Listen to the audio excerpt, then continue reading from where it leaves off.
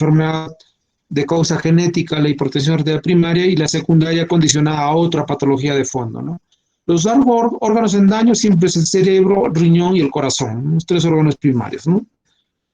Entonces, así que es una presión por encima de los límites normales establecidos por un consenso identificado epidemiológicamente por un factor. La ciudad europea y la ciudad americana han puesto unos valores que se deben tomar mucho en consideración. Entonces, se considera presión arterial normal 120 a 129 la presión sistólica y de 80 a 84 la presión. La presión arterial normal alta, 130 a 109 la sistólica y de 85 a 89 la diastólica. Anteriormente se catalogaba recién de esta cifra, 140 para arriba la sistólica y 90 para arriba la sistólica, recién se catalogaba como hipertensión arterial, hipertenso, de primer grado.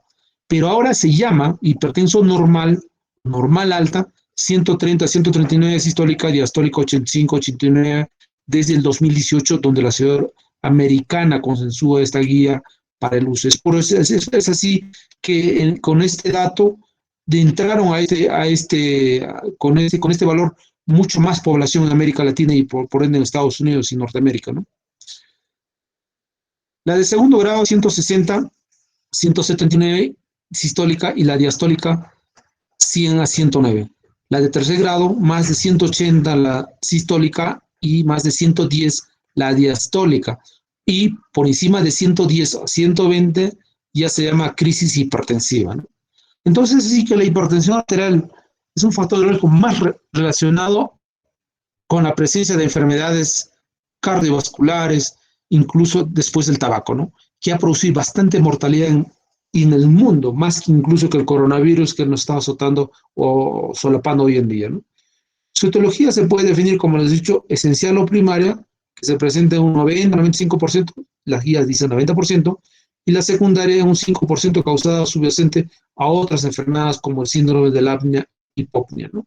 Se recomienda la medición de presión arterial cada 3 a 5 años en aquellos pacientes de 18 a 39 años de edad, o cada año en pacientes más de 40 años, como en mi caso, ¿no? Cada año debería medir mi presión. Entonces es importante ver estos datos ya consensuados en aquellos pacientes con hipertensión arterial. Es así que la presión arterial óptima es menos de 120/80, entonces en estos pacientes se deben controlar por lo menos cada 5 años su presión, ¿no? Pero en los pacientes que tienen presión arterial normal alta, de 120 a 129, con una diastólica 80-40, se debe controlar al menos cada 3 años. Y los pacientes que tienen ya por encima de 130, 139 la sistólica con una 85, 89 de diastólica, se debe controlar y ya hacer el diagnóstico de hipertensión con un mapeo. El mapa o el mapeo manual se debe hacer con un equipo que se coloca en el antebrazo para el monitoreo de presión arterial horario, que se deja 24 horas o 72 horas en estos pacientes para el control, ¿no? Y estos pacientes se debe hacer un control anual, su presión. Y si tiene comorbilidades, mucho aún, ¿no? Si es obeso, si es diabético, o es fumador, etcétera, ¿no? Ya los pacientes con una presión arterial más de 140, sistólica y diastólica más de 90, sí o sí se debe hacer el mapeo en la consulta, dejar el mapeo manual o repetir la presión arterial en la consulta, ¿no? Para ver y definir si este paciente ya es hipertenso o no. Hay pacientes que hacen hipertensión de 140-90 solamente en la consulta, se llama hipertensión arterial de bata blanca, ¿no? Entonces, así que en el Perú tenemos al 2019 41.1% de personas de 15 a más años de edad que presentan riesgo cardiovascular muy alto, ¿no? Según el área de residencia. Es así que las residentes en área urbana presentan 44.1%, en Lima Metropolitana 46%, ¿no? Recordemos que en Lima Metropolitana la situación es más el sedentarismo, ¿no? En el mundo es la primera causa de muerte y discapacidad, no más que el coronavirus actualmente. Tenemos estas por regiones, ¿no? Lima Metropolitana presenta el 28%, costa, el resto de la costa 27%, la sierra 23% y la selva en 21.5%. Es así que podemos ver cuáles son los factores de riesgo de hipertensión arterial. Es a partir de los 45 años. En las personas que desarrollan hipertensión arterial, el 90% es esencial y el 10% es secundario. Es importante la prevención primaria. Es una estrategia dirigida a la comunidad y al grupo de riesgo, principalmente por los médicos de familia. Nosotros carecemos en el Perú de médicos de familia para seguimiento, control y detección de hipertensión arterial. No contamos en el Perú. Sin embargo, esta hipertensión arterial de gran importancia tiene factores de riesgo. ¿Cuáles son? Los factores de riesgo modificables y los factores de riesgo no modificables. ¿Cuáles son los factores de riesgo modificables? No modificables, que no se pueden modificar, que no van a modificar la hipertensión arterial que ya tiene. ¿Cuál es? La historia familiar, los factores genéticos, y así como también el género. Cuanto el varón tiene, dice, mayor riesgo cardiovascular e hipertensión entre los 35 a 50 años de edad. Las mujeres tienen mayor riesgo cardiovascular e hipertensión a partir de la quinta década, postmenopausia. Esto se está relacionado mucho con la hormona, ¿no? Con la situación hormonal. Recuerde que deja de menstruar y hay alteraciones hormonales después de la menopausia. La raza negra tiene mayor incidencia que la raza blanca. La edad es importante. Pacientes mayores de 65 años tiene más prevalencia de hipertensión arterial en un 60% que los pacientes de menos de 18 años de edad. Los factores socioeconómicos, ¿no? Las condiciones de salud. Hoy por hoy se consume bastante agua con metales pesados en nuestra zona, ¿no? Por las mineras no formales, ¿no? El acceso a la información y servicios sanitarios también es importante. La adherencia al tratamiento, es importante esto, la adherencia al tratamiento, porque los pacientes que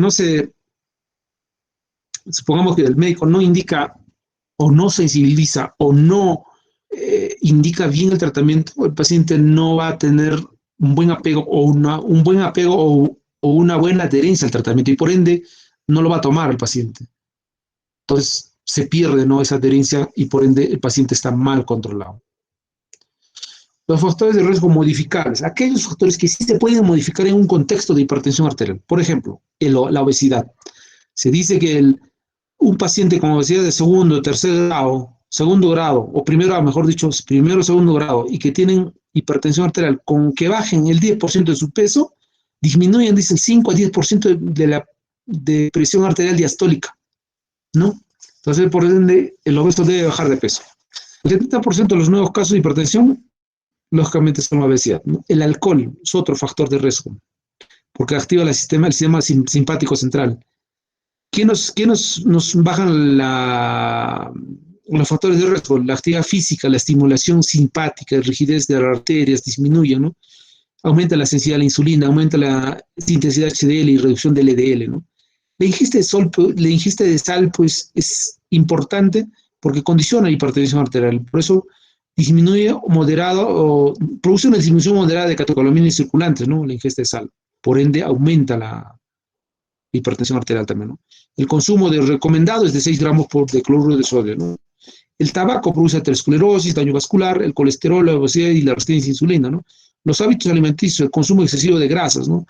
Como las comidas con preservantes o la manteca de chancho que está preparada, las cremoladas que encontramos en Plaza Vea, ¿no? ¿Cuáles son las posturas ideales? Esta es la postura ideal, ¿no?, para tomar una presión arterial. Que esté con descanso 10 minutos, ideal 20 minutos, que esté sentado, apoyado a la espalda de la silla, que esté relajado, que permanezca quieto, que no esté conversando, que no cruce la pierna y que el manguito debe estar por unos 2 centímetros por encima del codo del miembro inferior derecho para tomar. Y la insuflación debe ser 5 a 10 milímetros cada insuflado, ¿no?, para buena toma de muestra, ¿no? Se debe reposar aproximadamente 5 minutos, algunos dicen hasta 10 minutos, pero lo ideal es 10 minutos a 20 minutos. Pero nosotros en la consulta no se puede hacer eso porque nuestro sistema de trabajo nos pide hacer atenciones, a tener 4 o 5 atenciones por hora. Entonces, en ese tiempo no se puede hacer esto. Entonces, ¿cuáles son las medidas que se debe tomar en la presión arterial? ¿Cuáles son las características con un mapeo automático y con un mapeo manual? Entonces, en el mapeo automático, las presiones se dan cada hora. Las cifras registradas van a estar relacionados o controlados por este aparato en forma automática y se debe comparar con la consulta médica, el primer contacto del médico, ¿no? Mientras la manual, pues el paciente realiza con un aparato validado, validado las mediciones en su casa, las cifras registradas son disminuidos que en el consultorio, pueden ser disminuidas, que en el consultorio no es la más perfecta, pero es la más barata y más sencilla, mientras el mapeo es un aparato automático que cuesta, ¿no? Que se coloca en el antebrazo del paciente, ¿no? En control. Y acá tenemos los fenotipos de la hipertensión de bata blanca, como les dije, ¿no? Se encuentra el paciente con el médico y al verlo nomás la presión arterial se eleva, ¿no? O la hipertensión arterial permanente en pacientes con enfermedades secundarias, o los no secundarios también, ¿no? Entonces, ¿qué hace una hipertensión arterial? Primero, el diagnóstico. Las medidas para presión arterial es importante con todos los parámetros que hemos dicho. Descartar el fenómeno de bata blanca, descartar las crisis hipertensivas, en esto hacer una buena análisis y las pruebas complementarias, ¿no? El tratamiento siempre es antihipertensivos, implicando un estilo de vida saludable en el paciente, y la prevención es, ¿no? Con el estilo de vida saludable, los ejercicios físicos y el tratamiento farmacológico que se debe dar. Aquí hay tratamiento farmacológico y no farmacológico, ¿no? En hipertensión arterial. Entonces, ¿cuáles son los medicamentos que podemos usar en esta hipertensión arterial? Nunca se debe usar IECA y ARA. Por ejemplo, está trazado esta línea roja de antagonistas receptores de angiotensina 2 con los IECAs, ¿no? Nunca se debe hacer esa combinación. Pero sí se puede usar un IECA con calcio antagonistas o con tiacidas, diuréticos. De igual manera, los calcio antagonistas se puede hacer con combinación con diuréticos, con ARA2 o con IECAs. O de igual manera también los ARAs no se debe combinar con IECAs, pero sí con calcio antagonistas y con diuréticos, ¿no? Hoy los diuréticos tiacidas sí se puede combinar con IECAs, con calcio antagonistas y con ARA2, ¿no? Acá vemos algunas medicaciones preferibles en situaciones específicas, ¿no? Por ejemplo, en un paciente con disfunción renal, ¿qué podemos usar? ¿IECA o ARA2? ¿No? Acá. O un paciente con aneurisma de aorta, podemos usar beta bloqueantes y ARA2. O un paciente con edema agudo de pulmón, IECA2, IECAS y calcio antagonistas, ¿no? Estos son los medicamentos de preferencia, pero no siempre la indicada, ¿no? De preferencia las que mejor van a tener apego y mejores resultados en cada una de estas patologías que tenemos. En los pacientes con diabetes mellitus, IECA y ARA2, ¿no? Recordemos que no usamos en pacientes con diabetes los diuréticos o los beta bloqueantes, porque no es un problema cardíaco, sino es un problema renal. Entonces tratamos de cuidar el proceso renal que se puede desarrollar entonces con los ARA2 o los IECAS. En los embarazos, por ejemplo, en la preeclampsia, de preferencia la mejor indicada es la metildopa, ¿no? Los beta bloqueantes o el calcio antagonistas. La metildopa es un medicamento pues de acción central, ¿no? Que tiene derivados de los aminoácidos de fenilalanina, ¿no? Que tiene acción en los receptores alfa 2, ¿no? Adrenérgico de acción central, ¿no? Entonces, ¿cuáles son las contraindicaciones absolutas y relativas y efectos adversos más comunes de los medicamentos utilizados para la hipertensión arterial? Por ejemplo, lo que más usamos los IECAS. Nunca se debe usar generalmente, la contraindicación es absoluta, en el embarazo, angioedema, hiperpotasemia, estenosis de la arteria renal bilateral. Por ejemplo, ¿por qué no usar los IECAS? Porque te produce hiperpotasemia. Por eso te lleva a más hipotasemia. O en el embarazo, recordemos que la preeclampsia es de origen central y que se usa mejor los derivados del aminoácido de fenilalanina, ¿no? Que son antagonistas de receptores alfa 2 de acción central. Otro, por ejemplo, nunca se debe usar los beta bloqueantes en el asma, porque produce broncoconstricción. O en los beta bloqueantes, tampoco en los bloqueos auriculoventriculares, porque produce más bloqueo auriculoventricular o con una frecuencia cardíaca más descendente. Entonces son las contraindicaciones absolutas, ¿no? ¿Cuáles son los efectos adversos más comunes, por ejemplo, ¿no? En los que antes produce trastornos gastrointestinales, bradicardia, hipotensión, broncoespasmo, cefalea, fatiga y disfunción sexual, ¿no? Por esas cosas no se da principalmente en los pacientes con asma. ¿Por qué? Porque produce que broncoespasmo. En los pacientes con bloqueo auriculoventricular no se usa. ¿Por qué? Produce bradicardia, ¿no? Entonces le vas a llevar a una con muerte súbita, ¿no? Por bloqueo auriculoventricular. Por ejemplo, los que usamos bastante en los IECAS, ¿por qué no se usa en el embarazo, no? Porque nos puede llevar la hipotensión súbita, a la falla renal.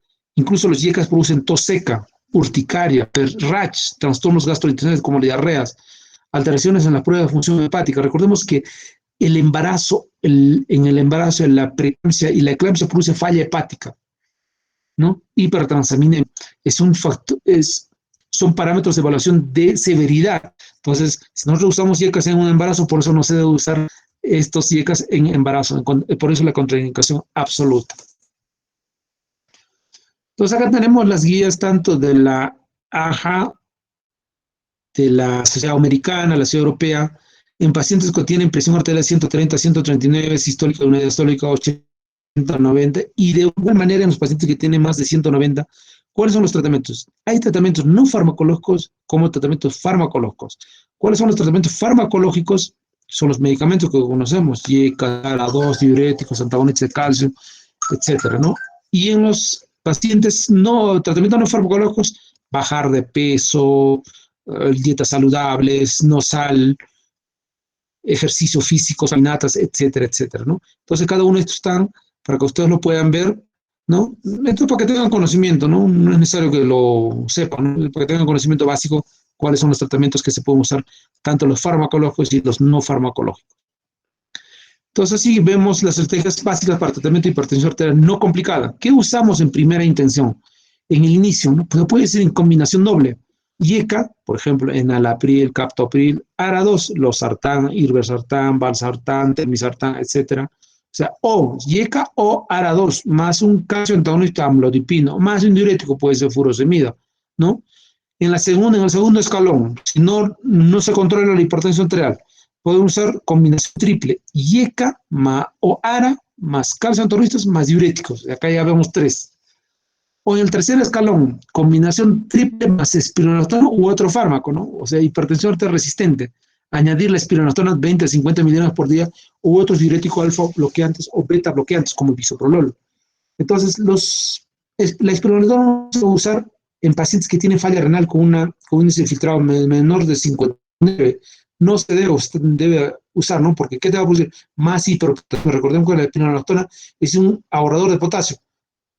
Si nosotros estamos con falla renal y peor aún una falla renal de cuarto, quinto grado, le estamos dando espironolactona, le vamos a producir más hipercalcia y por ende una muerte por fibrilación o muerte súbita, ¿no? ¿Cuáles son las estrategias para el tratamiento de hipertensión arterial asociada a fibrilación auricular? Ya, este es un problema cardíaco, ¿no? De inicio doble, podemos usar IECA o ARA siempre, ¿no? Como les dije, se llama enalapril, captopril, o más beta bloqueantes, como bisoprolol. Recuerda que la fibrilación auricular aumenta la frecuencia cardíaca, puede estar generalmente más de 150, 140 frecuencia cardíaca, necesitamos un beta bloqueo para que pueda controlar este ritmo de la frecuencia cardíaca. O calcio antagonistas, o puede usar directamente beta bloqueantes más calcio antagonistas como el nimodipino, ¿no? O el nifedipino. En el segundo escalón, en la combinación triple, puede usar IECA o ARA2 más beta bloqueantes más calcio antagonistas o diuréticos. O de frente va a ser beta bloqueantes más calcio antagonistas más diuréticos, ¿no? En la enfermedad renal crónica es importante esto, el tema. Acá podemos usar IECA o ARA2. Tienen igual acción y efecto, ¿no? Pero sin embargo, los ARA2 se usan con más predilección en estos pacientes con falla renal, con una terapia doble, se puede usar con calcio antagonistas o IECA ARA2 más diuréticos, puede ser con furosemida, ¿no? En el segundo escalón siempre se usa, ¿no? Combinación triple, IECA o ARA2 más calcio antagonistas más diurético, ¿no?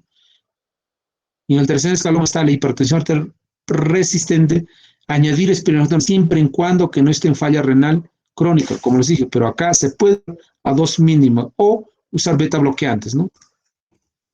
Entonces vamos a ver la hipertensión arterial secundaria. hemos hecho la primaria. ¿Qué es la secundaria? La secundaria es una hipertensión que causa subyacente identificable que si se descubre, corregir el tiempo de cura y prevenir sus secuelas. Y por ende se va a controlar la presión arterial, ¿no? Por ejemplo, acá vemos una dama muy delgada y fina y esbelta y otra dama rellenita con muchos rollitos. Es un factor de riesgo secundario que va a condicionar hipertensión arterial y por ende falla renal. Ahí les había hecho una de las diapositivas que la falla renal por obesidad se puede dar. Recordemos que el aumento de la presión intraabdominal aumenta en pacientes obesos y por ende disminuye el volumen de sangre por la arteria eferente y por ende disminuye el filtrado glomerular y por el tiempo de obesidad puede llevar a una falla renal crónica. ¿Cuáles son los indicadores de sospecha de hipertensión secundaria? La hipertensión grado 3, la hipertensión persistente, ¿no? O sea, pacientes que a pesar de tener triple terapia no responden, es una hipertensión resistente o de grado 3 y sospechar en secundarismo, ¿no? De causa secundaria de esa hipertensión arterial. La hipertensión que se indica antes de los 20 o después de los 55 años, ¿no? O sea, antes de los 20 años pensar en secundarismo o también después de los 55 años ya pensar en secundarismo porque ya son pacientes con otras comorbilidades, ¿no? Agravamiento de hipertensión previamente controlada, claro, es un paciente que está controlado, se complica, no se controla, pensamos secundarismo. O pacientes que tienen proteinuria, hematuria, aumento de creatina, o sea, que están haciendo falla renal, ¿no? O por problemas, puede ser hiperaldosteronismo, Cushing, tumores, etcétera. O diabetes mellitus, recordemos la diabetes mellitus y proteinuria. Buscar daño de órgano blanco, los soplos abdominales en aneurismas, coartación de aortas, etcétera, ¿no? Las enfermedades vasculares ateroscleróticas, generalmente por hipercolesterolemia, ¿no? Las aterosclerosis, las hipocalemias no explicables, por ejemplo, las hipocalemias explicables está el hiperaldosteronismo, ¿no? Las crisis de hipertensión con palpitaciones, con sudoración y cefalea, los ronquidos, somnolencia diurna y sobrepeso, incluso la enfermedad de este, nuestro COVID, ¿no? El famoso enfermedad de COVID. ¿Cuáles son los indicadores de sospecha de hipertensión arterial secundaria? Se debe pensar en aquel paciente que tiene hipertensión arterial nivel 2 con una diastólica de 160, 179 y una sistólica de 100 a 109 a pesar de doble o triple terapia, ¿no? O aquel paciente con hipertensión arterial nivel 3 que tiene más de 180 sistólica y 110 diastólica. Se debe pensar en secundarismo, ¿no? Entonces, la hipertensión resistente, hipertensión resistente se define como la presión arterial que permanece por encima del objetivo a pesar de recibir tres drogas de diferentes clases, ¿no? IECAS o ARA2, más antagonistas de calcio, más diuréticos, o beta bloqueantes más diuréticos, o beta bloqueantes más antagonistas de calcio, etcétera, etcétera, ¿no? Idealmente una droga debería ser un diurético y los tres agentes deberían estar con dosis óptimas, ¿no? ¿Cuál es el manejo práctico de hipertensión arterial refractaria? Descartar una pseudoresistencia, ¿no? Evaluar la adherencia, evaluar la racionalidad del tratamiento, descartar interacciones farmacológicas, descartar condiciones asociadas, ¿no? Cambiar medicación o descartar HTA secundaria, ¿no? ¿Cuáles son las causas identificables? Por ejemplo, ¿en qué patologías? Enfermedad renal de origen parenquimatoso, como que en la diabetes mellitus, glomerulitis aguda, o las enfermedades renovasculares como la estenosis de la arteria renal, vasculitis intrarrenal, etcétera, ¿no? O los trastornos suprarrenales como Cushing, hipoaldosteronismo primario o feocromocitón, también inducida por el embarazo, como la preeclampsia. O los trastornos neurológicos en pacientes con hipertensión intracraniana posoperados de una craniotomía evacuatoria por un hematoma, la apnea de sueño en pacientes posoperados de cráneo, porfiria, intoxicación por plomo, metales pesados, ahora que tenemos en nuestra zona, la zona minera de la Rinconada, el estrés agudo, ¿no? La hiperventilación psicogénica, las quemaduras, la abstinencia de alcohol, los procesos perioperatorios, el alcoholismo, ¿no? La enfermedad renal parenquimatosa, más del 80% de la enfermedad renal crónica tiene hipertensión arterial. La causa y es la causa médica más frecuente de hipertensión arterial.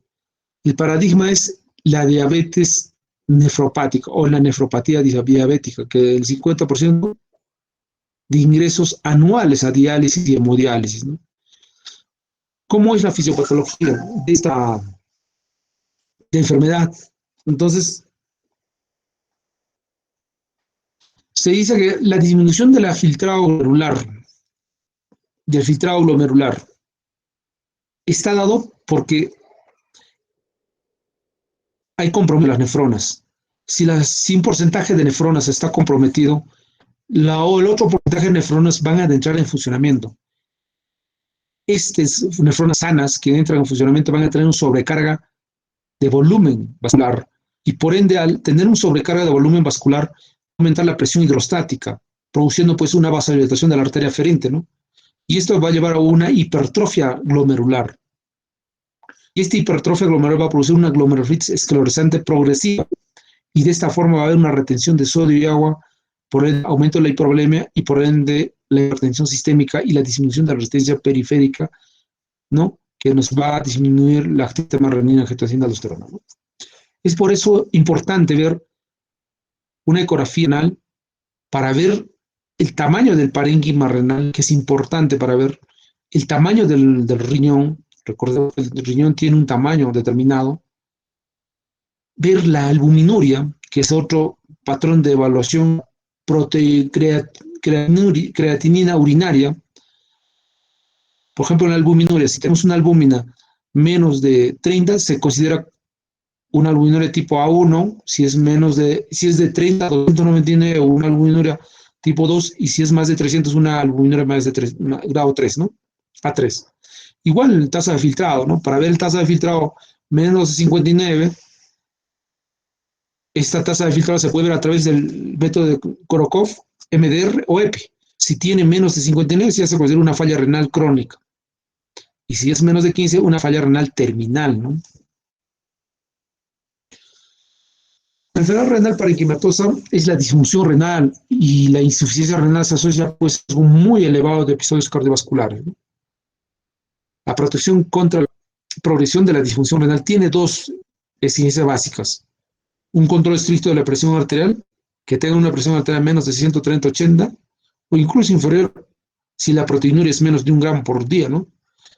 También una reducción de proteinuria a los valores lo más próximos posibles a lo normal, ¿no? Para reducir la proteinuria es necesario un antagonista de receptores de angiotensina o un IECA, ¿no? Puede ser losartán, valsartán y losartán en los antagonistas de receptores o los como la enalapril conocido, ¿no? O la combinación. Nunca se debe combinar con estas, ¿no? Se puede combinar con antagonista de calcio, ¿no? Tenemos otra patología que es el hiperaldosteronismo primario. Es el resultado de un exceso de aldosterona que se da en forma autónoma e independiente del sistema renina-aldosterona. Esto suprime la actividad renina plasmática y aumenta la presión arterial por la reabsorción de sodio y excreción de potasio, produciendo pues hipopotasemia. Es por eso que en el hiperaldosteronismo tenemos pues hipopotasemia y hipertensión arterial refractaria, que no mejora con tratamiento doble ni triple, ¿no? La incidencia de hiperaldosteronismo primario es de 5 a 8%. Esta incidencia aumenta en hipertensos severos o refractarios. Los subtipos más prevalentes son la hiperplasia adrenocortical bilateral y el adenoma productor de aldosterona, ¿no? Otros son los hiperaldosteronismos remediables por corticoides, el causado por hiperplasia adrenal primaria y el carcinoma adrenal, ¿no? Siempre se debe sospechar hipertensión resistente a una hipopotasemia, ¿no? Con un 25% de hiperaldosteronismo primario y pacientes con HTA y antecedentes familiares de ACV antes de los 40 años, ¿no? Accidentes cerebrovasculares, ¿no? ¿Cómo se debe hacer el diagnóstico o la detección? A través de la hipertensión e hipopotasemia, un potasio menos de 3.5, ¿no? Hipertensión persistente a pesar de tener doble o triple terapia, incidentaloma suprarrenal a través de una ecografía o una tomografía, inicio de hipertensión arterial en edad joven, menos de 20 años, o hipertensión grave sistólica, más de 160, o diastólica más de 100, a pesar de tener terapia doble, siempre que sea considerado hipertensión secundaria, ¿no? ¿Cuál es entonces el diagnóstico en esto? Hipertensión, hipocalemia. Debe haber esa combinación. Hipertensión arterial incidentaloma con ecografía o tomografía buscando tumores suprarrenales, unilaterales y bilaterales, o hipertensión refractaria a tratamiento, ¿no? Entonces, hay aldosteronismo primario confirmado, ¿no? El hiperaldosteronismo primario, en caso de hallar una masa responsable, el tratamiento es quirúrgico. O se puede usar espinotones de 50 a 400 miligramos por día, ¿no? Si no se hallara una masa culpable, o en el hiperaldosteronismo primario idiopático, se debe iniciar tratamiento con espironolactona de 25 a 200 miligramos por día, que es un antagonista ahorrador de potasio, por eso se debe usar. O también se puede usar el amilorida, ¿no? El feocromocitoma es otro trastorno que se presenta por un tumor que se origina en la médula suprarrenal, en el 85% de los casos, o en el tejido extrarrenal en 15%, ¿no? Estos últimos se denominan paragangliomas, ¿no? Su prevalencia es de 1% de la población de hipertensos. Produce exagerada producción de adrenalina, noradrenalina y dopamina, por las cuales se debe dosar la adrenalina sérica en estos pacientes con hipertensión arterial con signos o sintomatología secundaria, excesiva concentración de plasmática de catecholaminas, ¿no? Es el tumor de los 10%, ¿no? 10% de familia, 10% bilateral, 10% malignidad, 10% extraabdominales y 10% múltiples. Estas feocromostomas están relacionadas con las enfermedades neoplásicas endocrinas múltiples, como la NEM1, NEM2, NEM3, que son autosómicos dominantes o autosómicos recesivos genéticos, las cuales, como les dije, se puede hacer dosando catecolaminas y como la adrenalina o no adrenalina y la dopamina, ¿no? Pues las sospechas. En estos pacientes encuentran cefalea severa, bilateral o pulsante, taquicardia, sudoración y palidez. Hay hipertensión hiperlábil a predominio diastólico severo en el 90% y sostenido con paroxismos en el 50% o paroxístico 25% con caída ortostática, ¿no? ¿Cuáles son los desencadenantes de este feocromocitoma? Los medicamentos como los beta bloqueantes o fenotiacidas o tricíclicos o los estimulantes de la TRH, ¿no? Así como también los ejercicios, los cambios posturales, la micción, el dolor, los ciclos menstruales, o las cirugías como la anestesia o la arteriografía, el embarazo, el parto, los cambios de temperatura, ¿no? ¿Cuáles son las alteraciones metabólicas en el feocromocitoma, ¿no? La hiperglucemia, disminución de peso. Es comparable con un paciente con hipertiroidismo, porque tienen disminución de peso, taquicardia, sudoración, palidez, cefalea. Puede haber también fiebre, leucocituria o hipocalemia, ¿no? Muchas de estas patologías como el feocromocitoma su diagnóstico diferencial es con el hipertiroidismo, ¿no? Entonces, como les dije, producen ACTH ectópico, hipercalcemia, como en el neoplasia endocrina múltiple tipo 2, ¿no? Acá vemos un incidentoloma del tumor suprarrenal. También podemos encontrar la patología como el síndrome de Cushing, exógeno y endógeno, ¿no? El exógeno es aquel paciente que recibe corticoides por uso prolongado de corticoides como la adrenalina, que como la dexametasona, la prednisona. Principalmente aquellos pacientes que tienen artritis reumatoidea, ¿no? Cushing exógeno, por uso prolongado de dexametasona que le indica el médico 4 miligramos cada 24 horas y termina en 6 meses, un año con síndrome de Cushing, con su cuello de búfalo gris, con su piel delgada, cara de luna llena, etcétera, ¿no? La causa más común de este Cushing también afecta en un 60-70% de los pacientes es un adenoma de origen central, ¿no? En la hipófisis que produce hipersecreción crónica de ACTH, originando pues una hiperplasia suprarrenal bilateral. Esta forma de síndrome es conocida concretamente como enfermedad de Cushing endógeno, ¿no? De causa tumoral por un adenoma hipoficiario. ¿Cómo se hace el diagnóstico? A través de una tomografía o una resonancia magnética, ¿no? Otra causa del síndrome de Cushing son los tumores, también anomalías en las glándulas suprarrenales, o el uso crónico de corticoides, como les dije, ¿no? O la producción exagerada de ACTH por parte de los tumores que normalmente no la producen, ¿no? La hipertensión es una manifestación muy frecuente y se da alrededor del 80% de estos pacientes. ¿Cuál es el cuadro clínico? Como les dije, obesidad central, fases de luna llena, debilidad muscular, piel delgada, estrías cutáneas, trastornos psíquicos, osteoporosis, resistencia a la insulina, ¿no? Acá tenemos una fotografía clásica. Entonces, el síndrome de Cushing, la determinación de excreción que se debe de cortisol urinario en 24 horas es la prueba diagnóstica más práctica y fiable si tiene un valor más de 110 milimoles, ¿no? es clara la señal de síndrome de Cushing. Se puede hacer a través del test de la dexametasona. ¿Cómo se hace? Se hace colocando dexametasona a dosis baja durante 2 días de 0.5 miligramos por cada 6 horas por 8 dosis. Con la de supresión de dexametasona de una noche también se puede hacer. O sea, tenemos 2 pruebas, una de 2 días y otra de 1 día. La de 2 días es 0.5 miligramos cada 6 horas por 8 dosis o de una dosis única de 1 miligramo las 23 horas. En la prueba de 2 días, una expresión por urinaria superior a 27 milimoles o 10 microgramos al día. Ya es una prueba suficiente para decir que es un síndrome.